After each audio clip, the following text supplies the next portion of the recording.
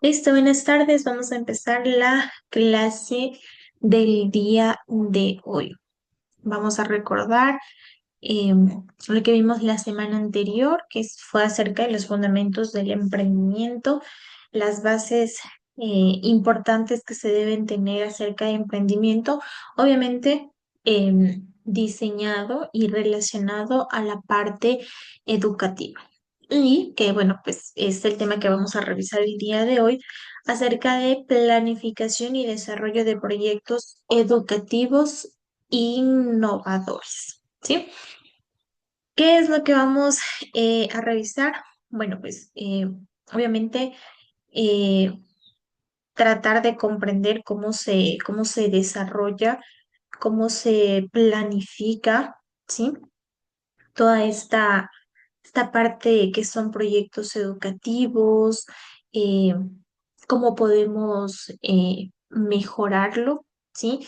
Cómo podemos aplicarlo, ¿ok? Cómo podemos diseñar propuestas innovadoras que respondan a necesidades importantes educativas reales, cómo aplicar herramientas digitales para la presentación y para la difusión también de proyectos educativos y cómo también comprender los elementos esenciales para planificar proyectos educativos, ¿sí? Entonces, algo importante que no tenemos que olvidarnos es del sector eh, educativo, ¿sí? Esa es la parte importante que nosotros debemos tomar en cuenta en educación, ¿sí? Y surge siempre la pregunta, ¿no? ¿Qué diferencia hay entre un proyecto tradicional y un innovador? Porque recordemos que proyectos siempre han existido, siempre han habido, siempre han estado presentes. Pero entonces, ¿cuál es la diferencia de un proyecto tradicional que siempre se lo ha manejado a un proyecto innovador? Entonces, la diferencia principal en esto radica en cómo se abordan las necesidades educativas y las estrategias que se utilizan. Por ejemplo, si hablamos de un enfoque, ¿sí? El contenido o el proyecto tradicional siempre va a ir centrado en los contenidos y en la enseñanza del docente, pero un proyecto innovador va mucho más allá. Se centra en el estudiante, ¿sí? En el aprendizaje activo que debe tener el estudiante, ¿sí? Antes, en el proceso tradicional, el docente era el profesor, el maestro, el que tenía la razón, ¿sí? Y lo que decía el estudiante no era tomado muy en cuenta, pero un proyecto innovador siempre va centrado en el estudiante. El estudiante es el eje central de todo, porque sin estudiantes, sin personas que quieran aprender, no hay educación. Entonces ahí está el foco. Si hablamos de metodologías en algo tradicional, estamos hablando de las clases magistrales con ejercicios repetitivos, con la simple exposición del docente, pero si hablamos ya de proyectos innovadores, ¿de qué estamos hablando? De métodos creativos, de utilizar gamificación, de aprendizaje basado en proyectos, de utilizar las TICs, ¿sí? Si hablamos de tecnología, obviamente en lo tradicional siempre está limitado o en ciertos casos hay un uso nulo de herramientas digitales, pero si vemos un proyecto innovador, estamos pensando en que en uso de tecnología, en recursos multimedia, en hacer que el estudiante entienda que la tecnología es un apoyo, que no es un enemigo del estudiante, sino que se puede trabajar a la par y sacarle el jugo a la tecnología. Si hablamos tal vez del aspecto de qué más podemos mencionar no sé, de la colaboración, por ejemplo. En lo tradicional están los trabajos individuales con poca interacción, pero si hablamos de un proyecto innovador, estamos hablando de la colaboración que existe entre estudiantes, que existe entre los elementos de la comunidad educativa. ¿Sí? Entonces hay más participación. Hablemos también, por ejemplo, de las evaluaciones, ¿sí? En el método tradicional, ¿cómo se manejaba la evaluación?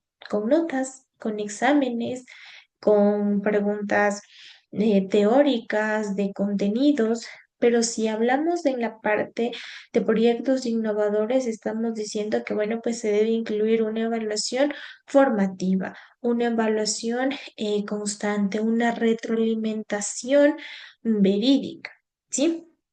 Entonces, un proyecto tradicional reproduce a la final lo que ya es conocido, ¿sí? Lo que tal vez para el docente es lo más cómodo, mientras que un proyecto innovador transforma completamente la enseñanza y el aprendizaje de los estudiantes, buscando de cierta forma soluciones creativas a problemas que son reales, adaptándose también mucho, incluyendo las necesidades de los estudiantes y el contexto educativo también. Recordemos que antes en la parte tradicional de la educación no se tomaba mucho en cuenta a los estudiantes con necesidades especiales, sino que, bueno, pues se los hacía a un lado, se los mandaba a escuelas especializadas y etcétera. Pero lo que estamos buscando es inclusión, de que todos trabajemos, de que todos formemos parte de, ¿sí? Entonces, un proyecto innovador va mucho más allá que todo eso, ¿ok? Entonces, eso es lo que vamos a aprender el día de hoy, cómo nosotros podemos, ¿sí? Eh, trabajar a través de un proyecto innovador, ¿sí? ¿Cómo lo podemos manejar? Para eso voy a utilizar las diapositivas, ¿sí? Diapositivas que tengo preparado eh, para ustedes. A ver, déjenme chequear aquí. Ok, a ver, listo. Voy a compartir.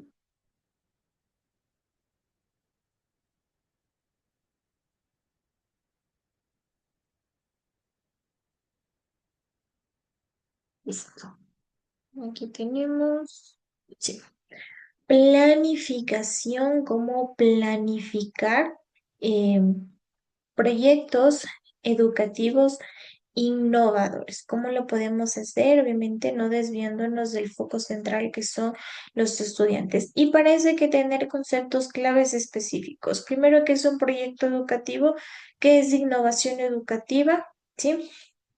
Y bueno, pues primero esos dos para ir a la par. ¿Qué es un proyecto educativo? Cuando hablamos de proyecto educativo estamos, no sé, tal vez escuchando algo grande, ¿sí? Y sí, conjunto de acciones que son planificadas. ¿Planificadas para qué? Para resolver una necesidad, lo que hablábamos la semana anterior, una necesidad o mejorar un proceso educativo, mejorar algo que ya está creado tal vez, ¿sí? Eso es un proyecto educativo. Obviamente, como es educativo, va centrado a la parte de estudiantes, docentes, comunidad educativa, ¿sí? Y la innovación educativa, ¿qué es? Simplemente incorporar ideas, incorporar estrategias o a la vez tecnologías nuevas que transformen positivamente la enseñanza, ¿sí? Eso básicamente corresponde a lo que es un diseño. Entonces, si estoy pensando en diseñar un proyecto educativo innovador, ¿qué debo centrarme? Todo un negocio, ¿sí? Sea con ánimos de lucro, o sin fines de lucro, o centrada en el ámbito educativo o empresarial, lo que sea, ¿qué tengo que hacer? Identificar las necesidades, ¿sí? Identificar qué necesidad quiero cubrir en el entorno, ¿sí? Para eso yo tengo que ser como docente, como persona por fuera, un buen observador, ¿sí? Y saber escuchar a la comunidad educativa, a cada uno de los elementos de la comunidad educativa. ¿Quiénes son? Autoridades, docentes, padres de familia, estudiantes. Ellos son los que me van a dar el foco, la idea, la necesidad en la que yo debo centrarme para cumplir ese objetivo, para cumplir ese proyecto, ¿sí? Entonces, debo centrarme en esa parte. Algo que no debo olvidar es también la parte tecnológica, ¿sí? Recordemos que hoy, siglo XXI, año 2025, absolutamente todo funciona con tecnología, ¿sí? Todo. Desde que voy a la tienda y pago con de una, ¿sí? Hasta, no sé, que compro tiquetes en avión, tiquetes de avión por internet y tengo clases en línea a través de internet, todo funciona con tecnología. Entonces, yo debo fomentar en esta parte la colaboración también, ¿ok? La colaboración que es esencial en el proceso, en el desarrollo, en el desenvolvimiento dentro del aula, ¿sí? Aquí obviamente, miren, yo siempre digo que las generaciones futuras, bueno, pues tendrán otro tipo de carreras universitarias, obviamente todas ellas centradas en qué, en la tecnología. Hoy en día que se dan las instituciones robótica, ¿sí? Porque esto ayuda a qué, a generar el pensamiento crítico, lógico y resolución de problemas que se van presentando en el transcurso y en el desarrollo de, de, de la vida estudiantil. ¿Sí? Y tomemos en cuenta algo importante, ¿sí? Que no es solo de hablar de, es que sí, deberían haber proyectos importantes, debería haber, no sé, algo innovador, algo wow que se haya hecho en relación en base a la educación. Miren, tenemos casos, ¿sí? Este es importante, casos de éxito, ¿sí? Casos de éxito en la educación innovadora. En diferentes países se ha encontrado que sí han tenido éxito todos estos casos. Por ejemplo, Finlandia, ¿sí? El sistema educativo de Finlandia es wow, que quisiéramos traerlo, ¿sí?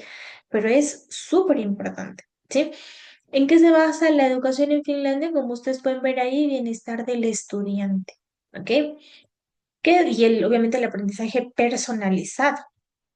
¿Qué es lo que muchas veces como docentes nos olvidamos? ¿Sí? Que no, es que tiene que aprender los contenidos, tiene que saber a multiplicar, a dividir, tiene que saber matemáticas, física, tiene que saber todo, ¿sí? Pero si una persona, ¿sí? No se siente bien anímicamente, pues como queremos que surja, que progrese en la parte educativa, ¿sí? A veces nos olvidamos de esa parte y es por eso que Finlandia, el sistema educativo de Finlandia se centra principalmente en el bienestar del estudiante. Una vez que el estudiante esté bien, entonces ahí sí procedo a poner contenido, a que él aprenda, etcétera, etcétera. Pero el estudiante como persona que forma parte de un ecosistema del medio ambiente debe estar bien consigo mismo y con su entorno.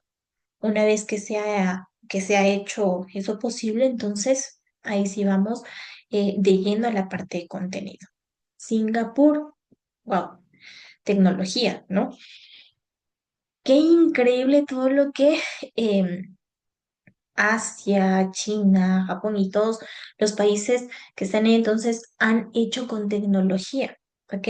Claro que sí, la formación del docente es importante, pero en la capacitación constante en tecnología, porque eso es el futuro.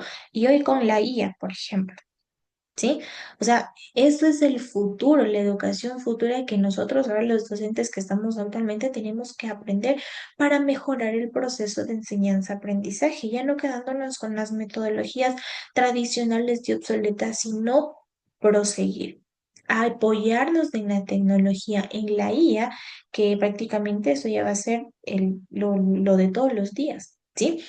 Y sabemos que nuestros estudiantes pues manejan inclusive mucho mejor la tecnología que nosotros, pero no debemos quedarnos atrás en ese sentido, sino seguir. Y Ecuador, ¿sí? Que el Ministerio de Educación es el que se encarga de todo el sistema educativo que nosotros tenemos. Y sí, trata de mejorar, trata de avanzar. Hay muchas cosas que se deben cambiar, hay muchas cosas que se deben mejorar, ¿sí? Pero en el proceso va, ¿sí? El Ministerio de Educación es el que se encarga de toda esta situación y sería genial que ponga, que se ponga en comparación a los demás sistemas educativos de los demás países que han funcionado y que tal vez en nuestro caso pudieran mejorar, ¿sí? Así como estos, hay muchísimos, este, casos de innovación. Por ejemplo, en Colombia sí hay un caso de éxito, ¿sí? Por ejemplo, bueno, ahí nos hablaba un caso de la década más o menos de los 70 80, ¿sí? Muchas escuelas rurales de Colombia enfrentaban alta tasa de deserción escolar, ¿sí? Y obviamente, hablando de los años 70 80, que una metodología tradicional que estaba poco adaptada a las condiciones en las que se encontraban los estudiantes, ¿sí? Los estudiantes de diferentes edades compartían una misma aula y obviamente los métodos tradicionales que se empleaban en aquella época no respondían a las realidades y a las necesidades que los estudiantes requerían. Entonces, hay una maestra, ¿sí? Que se dio cuenta, paso uno, analizar, ver la necesidad, que se dio cuenta de la necesidad, ¿sí? Que tenía ese sector, ¿sí? Y en conjunto con un equipo de educadores, crearon un modelo que se le llamó Escuela Nueva. ¿Basado en qué?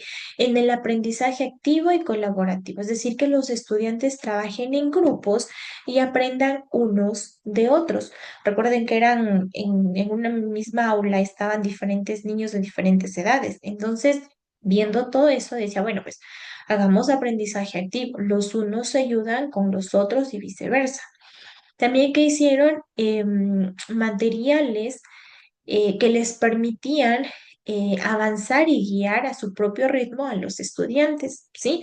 Decir que, bueno, pues yo con lo que puedo, con lo que aprendo, bueno, pues voy resolviendo esto. Entonces, diseñaron materiales que permitían que los estudiantes avancen a su propio ritmo. ¿Qué más hicieron? En base al currículo, ¿sí?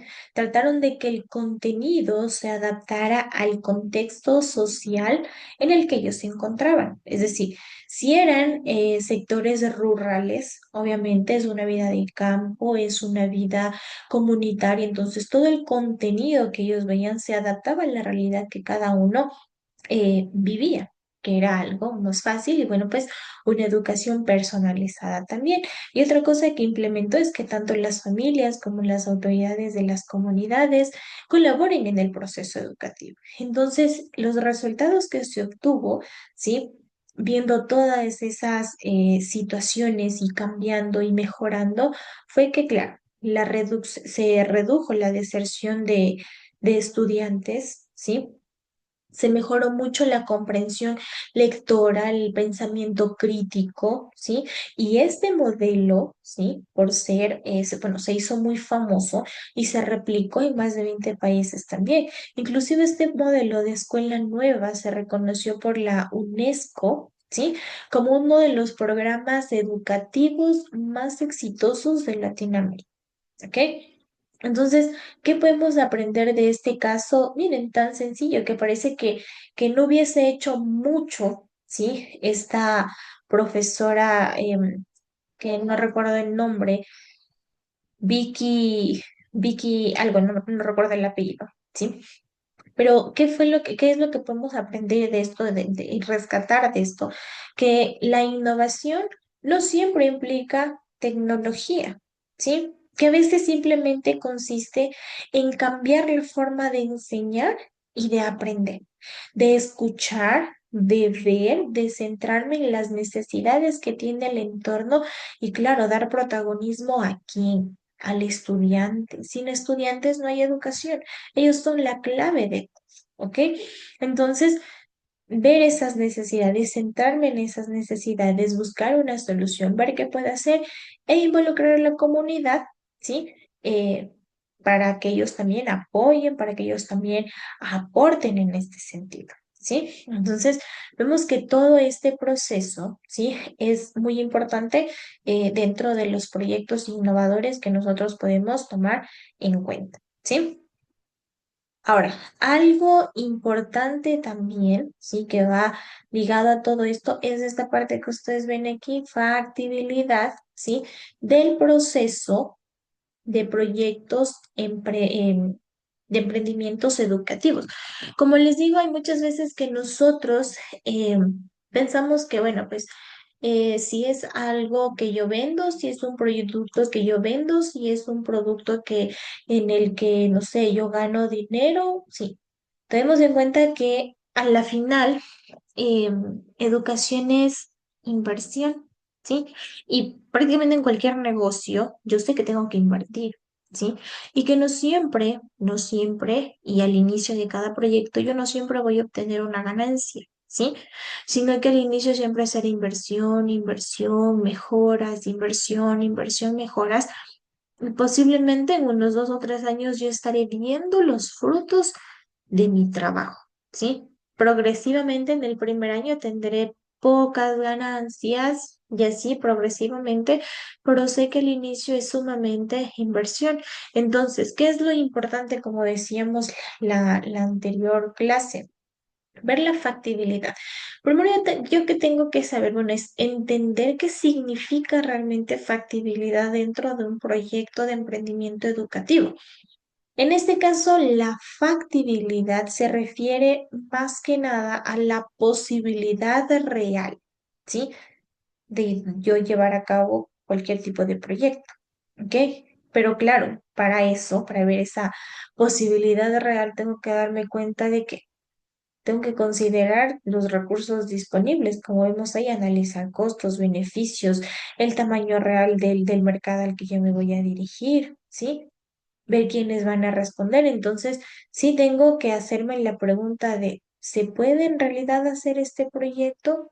¿Funcionará bien mi proyecto? Si ya lo llevo a la práctica, ¿no? ¿Será que sí tiene acogida? ¿Será que sí se puede? ¿Será que sí? ¿Será que no? Entonces, tengo que ver toda esa situación. Entonces, vienen aspectos cualitativos como el impacto, claro, del entorno que a mí me rodea. Y claro, las herramientas. ¿Qué herramienta me sirve para tomar en cuenta toda esta parte? El FODA, ¿sí? Fortalezas, oportunidades, ¿qué? Debilidades. ¿Qué es lo que yo tengo en positivo y qué es lo que yo tengo en negativo? ¿Qué tengo a favor? ¿Qué tengo en contra? Aspectos internos, aspectos externos, ¿sí? ¿Quién va a estar conmigo? ¿Quién me va a ayudar? Etcétera, ¿ok? Todo esto es muy recomendable y estas son herramientas importantes que usted puede tomar en cuenta para hacer. Al inicio, el FODA, sí, es muy importante realizarlo, inclusive como parte de la vida personal de uno para saber qué debilidades qué oportunidades, ¿sí? Puedo tener yo en diferentes aspectos. Debo tomar en cuenta esa situación. Ahora, si yo me pongo a analizar, digo, bueno, pues, ¿qué tipo de factibilidad puedo tener? Digo, si yo hablo de los recursos económicos, que son los más importantes, ¿no? Si los recursos económicos, yo analizo, ¿no? Si los recursos económicos son suficientes para cubrir los costos de mi proyecto, ¿sí? Si yo empiezo algo, lo termino, ¿ok? Eso sí, tengámoslo presente. Si yo empiezo algo, lo voy a terminar, ¿ok? Y si no, preferible no gasto en dinero ni pierdo dinero, ¿ok? Entonces, por ejemplo, en la parte económica financiera, digo, ¿cuánto cuesta, no sé, implementar un taller de software educativo o de tecnología? ¿Sí? O sea, ¿será que eso es sostenible a largo plazo? ¿Sí? O tal vez no va a funcionar, ¿ok? Entonces, tengo que ver, hablando yo que sé del tipo de factibilidad, si yo quiero que ya a la final mi proyecto educativo sea legal. Obviamente legal, ¿qué significa? Que cumpla con todas las normas del sistema educativo y las leyes locales también. Hablando de que me quiero poner una institución educativa, una guardería, un guaguacentro, lo que sea, ¿cierto? Entonces, el proyecto que yo tengo en mente respeta las políticas del Ministerio de Educación. ¿Será que sí? ¿Será que no? ¿Sí? Hablando, no sé, de la parte pedagógica, el proyecto que tengo en mente realmente cubre y beneficia una necesidad de la comunidad educativa, ¿sí? Ejemplo, no sé, los padres de familia apoyan mi propuesta o en verdad hay una mejora en el proceso de aprendizaje o es lo mismo, ¿sí? Entonces, debo tomar todas en cuenta esas situaciones para yo poder generar y aplicar mi proyecto. No es nada más de salto y lo que venga, no, sino hacer. Por eso es que hay etapas también para evaluar esta factibilidad de mi negocio. Miren, ¿para qué nos sirve todo esto? Para al final no quedarme a medias y no decir, ay, no, no tomé en cuenta esto que iba a salir por acá y por eso, bueno, ya ahí quedó el proyecto. No, sino hacer, tengo que hacer el diagnóstico inicial. ¿Qué significa hacer el diagnóstico inicial? Bueno, pues identificar las necesidades, ¿sí? Saber qué recursos disponibles tengo. Todo eso es forma parte del diagnóstico inicial. Dos, ¿qué tengo que hacer? El análisis de la viabilidad, no sé, técnica y económica, que es la más importante. Entonces, ¿qué hago? Elaboro presupuestos, ¿sí? El presupuesto es importante para saber la parte económica, ¿sí? ¿Qué más hago? No sé, consulta institucional, ¿ok? Es decir, ¿qué docentes me van a ayudar? Voy a tener un grupo de personas que va a trabajar conmigo o al final voy a ser solo yo. Tengo que ver. Y algo que a veces nos olvidamos en la implementación de proyectos educativos es la prueba piloto. ¿Sí? ¿Qué significa ejecutar la parte del proyecto para yo evaluar, obviamente, la efectividad de mi proyecto?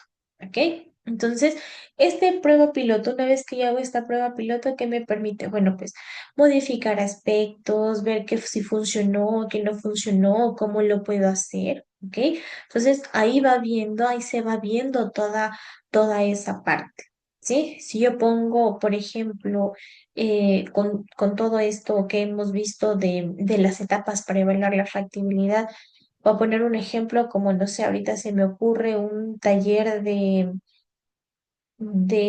¿qué podría ser? De aula virtual para la lectura, ¿ya? Entonces, ¿yo qué factibilidades tengo que ver ahí? Digo, a ver, quiero hacer un taller en línea para lectura comprensiva o lectura crítica, pensamiento crítico X, pero es en línea.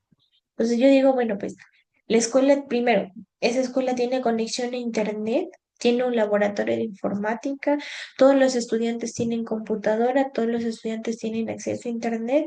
En la parte de económica, ¿será que se puede comprar un software para que trabajemos todos en conjunto? ¿Sí?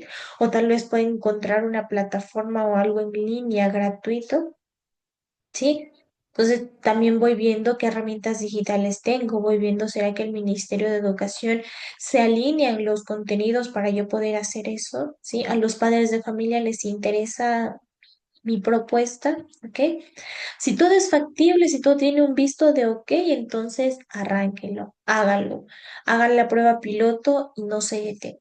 Pero si hay algo que tal vez está dudoso, entonces de un paso atrás y vea cómo se puede cambiar y continúo, ¿sí? Entonces, miren, aquí está toda la parte de, bueno, pues tengo que evaluar, tengo que ver si es factible o no.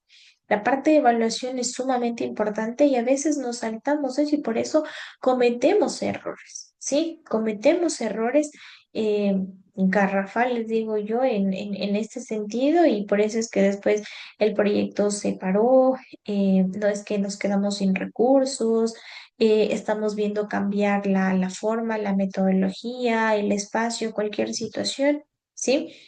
Entonces hay que tomar en cuenta estas situaciones para poder hacer nuestro proyecto, para poder implementar nuestro proyecto. ¿Sí? Hasta aquí. Preguntas. Algo que tal vez no estuvo claro. Voy a tomar un poquito de agua porque vengo hablando igual la anterior hora tuve clases también, entonces me voy secando un poquito. Hasta aquí. Preguntas, algo que tal vez quiera preguntar, todo está claro, puedo continuar.